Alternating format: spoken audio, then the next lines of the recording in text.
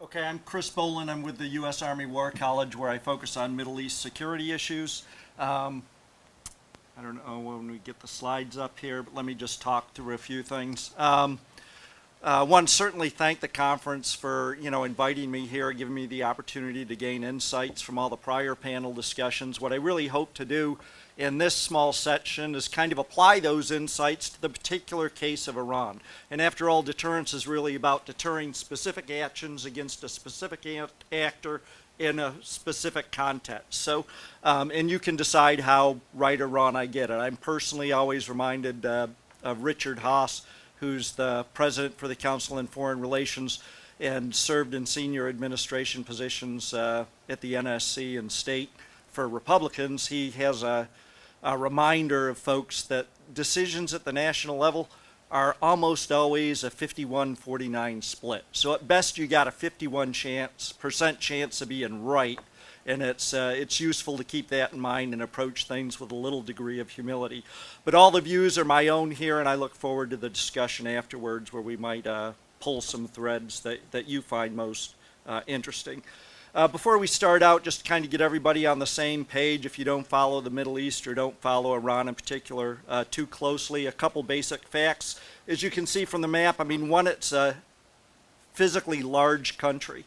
It's twice as big as Texas, two major mountain ranges and vast deserts. And if you're a military planner, all those things should be kicking up some red flags in your head. It's also large in terms of its population, second only to Egypt in the Middle East, with a population of almost 80 million folks. So again, if you think of the force that would be required to do something in terms of a military operation, U.S. forces in Iraq peaked at 125,000. That was for a population that was roughly a third of what Iran is. So do the math on that, and you're thinking about major muscle movements there. It also contains vast energy reserves. It's the world's largest reserves of natural gas, and depending on which authority you look at, they're number 2 or number 3 for their proven oil reserves. Geographically, it sits astride the Hormuz Strait that the U.S. Department of Energy labels and characterizes as the most important choke point in the world for the transit of energy supplies. It's also one of the few countries in the Middle East with actually a deep sense of nationalism. I mean, it means something to be Iranian, and they reach well past the coming of Islam for their sense of identity. So all those things combined are useful to keep in mind when you think about how the Iranian leaders pursue and perceive their own actions in the region. They think they're a strong, powerful country that historically has had an important role to play in the region and should be playing an important role in the region, and so dissuading them of that is actually going to take a little bit of time of effort.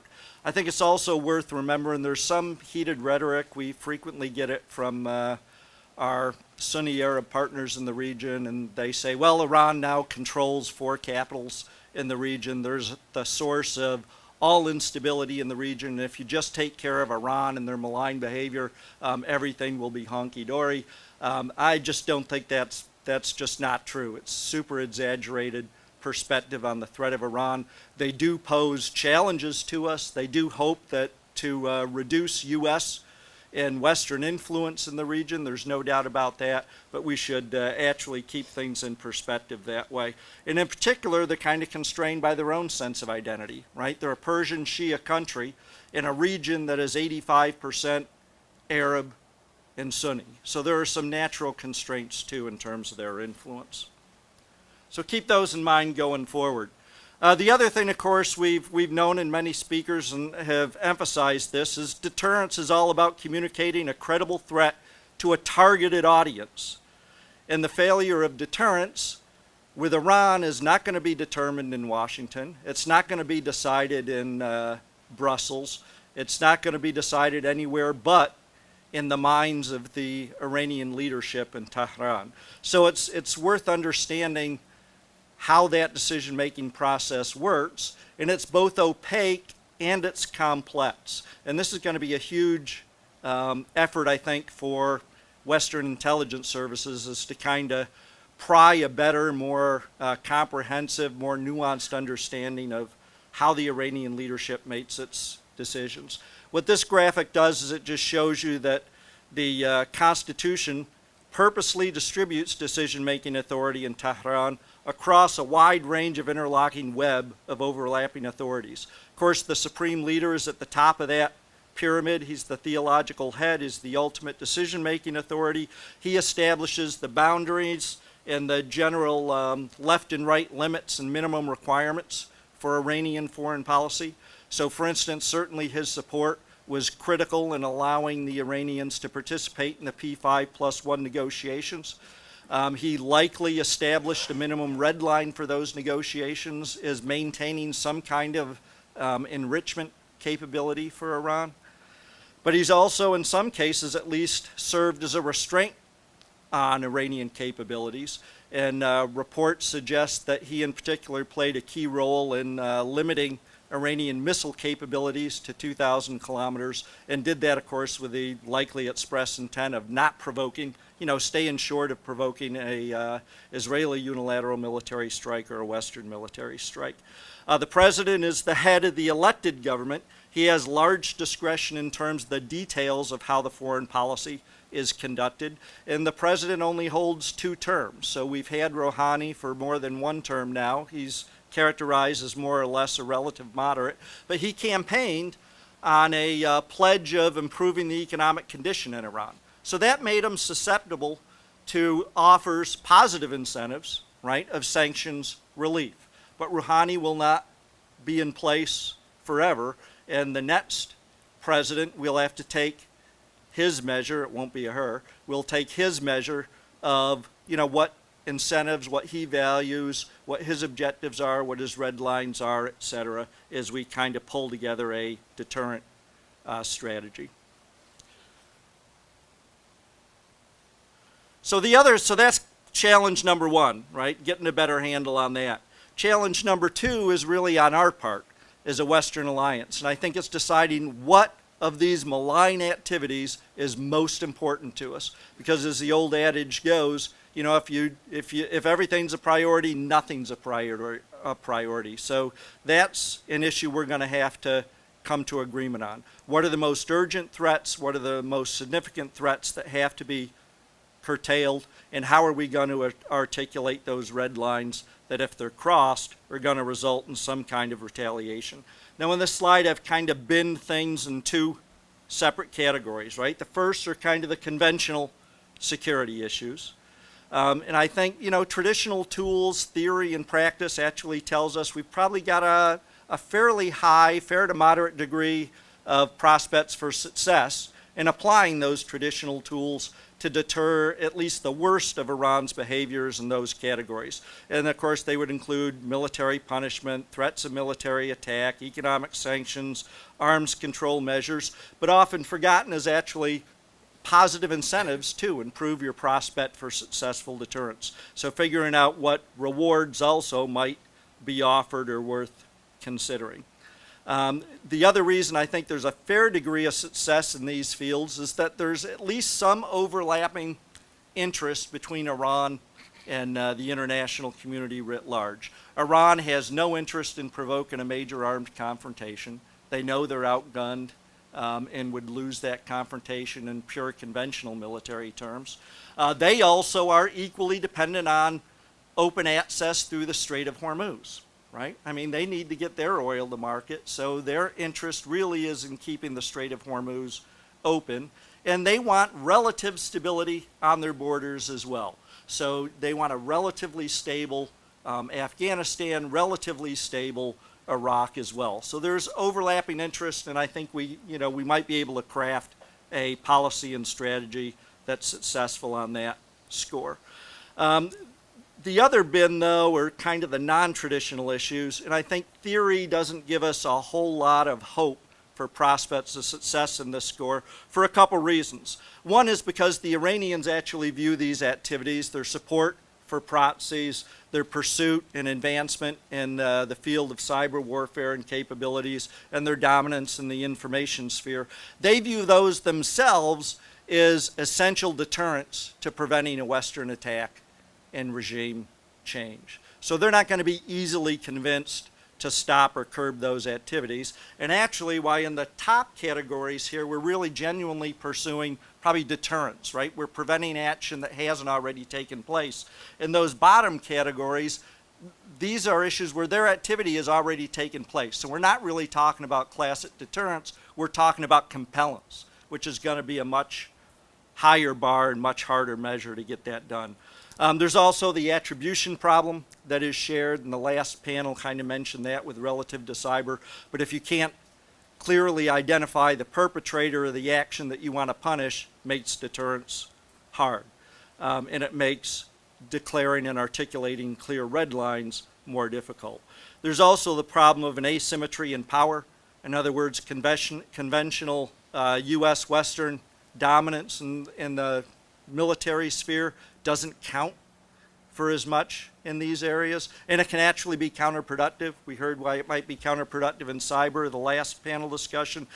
Certainly in terms of counterterrorism operations, you've got collateral damage and the risk that you're just feeding into the whole jihadi narrative of the West being at war with Islam, which is just going to fill their recruiting ranks. And on the information front, I think Iran, just by virtue of its long history in the region, its long established contacts with Shia communities throughout the region, and their familiarity with Shia complaints and their needs, and when there's a lack of security, their ability to support or actually provide that missing security if it can't be provided by the central government, all those feed to Iran's advantages. And those are going to be tough to overcome for any outside power, particularly a Western outside power. Now, in these areas too, particularly, I think there's a risk in the post-JCPOA environment of increased deterrence failure. There are a couple of reasons for that. One, I think because whereas the JCPOA actually had clear red lines of what was permissible and what wasn't, at least in terms of Iranian nuclear activities, that's now gone. So we've lost some clarity in terms of what's acceptable and what's not. And Iran is already kind of probing the limits of that, saying they're going to bolster some of their ability to spin their centrifuges back up. So that's going to be an area of contestation where Iran's going to push, and they're going to be looking for what kind of reaction they get. And I think a lot of folks had hoped that Secretary of State Pompeo's speech at the end of May that was billed as laying out a brand new U.S. strategy for dealing with Iran really didn't help in terms of prioritizing these efforts at all, because it really listed just 12 demands saying Iran's got to stop basically everything. Stop enrichment, stop missile development, stop missile testing, stop your support to terrorism and proxy groups, withdrawal out of Syria, and also just end your unspecified, threats against regional neighbors. So that doesn't help us prioritize. The last thing I want to do is just kind of throw up some possible actions, and we can think about this and talk about this maybe in the Q&A period, but what the U.S., NATO, and other partners, regional partners, what actions we actually might take to kind of craft an effective deterrent policy. And I just binned them by kind of the classic, functions of deterrence. Deterrence by punishment, deterrence by denial, and as well, and often too forgotten, I think, the positive incentives that actually might only not just push against bad behavior, but might actually pull toward what we view as better behavior. So the challenge for the West is one, deciding which of these bins and what we're going to select, and kind of peeling on Elaine's analogy of a wardrobe. It's like, okay, let's pick a little something from bin 1, maybe a little something from bin 2, and something from bin 3, come up with a combination, and that's going to be our deterrent strategy going forward.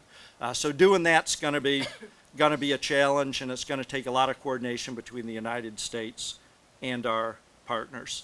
I'd leave just a couple final cautions here. One, deterrence can be part of a strategy for dealing with Iran. I think it can't be the whole strategy for dealing with Iran.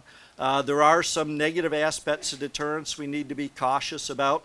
If it's, some actions we take we view as deterrence, the Iranians could view as a provocation that actually encourages them to take the precise action we're seeking to deter. We've got to be careful about that. Sanctions in particular have a spotty record of success.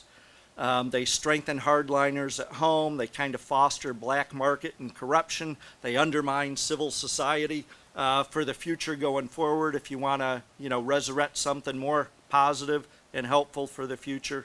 So we need to keep all these things in mind. So deterrence is something we have to think about, but it's only going to be part of the solution in terms of dealing with Iran.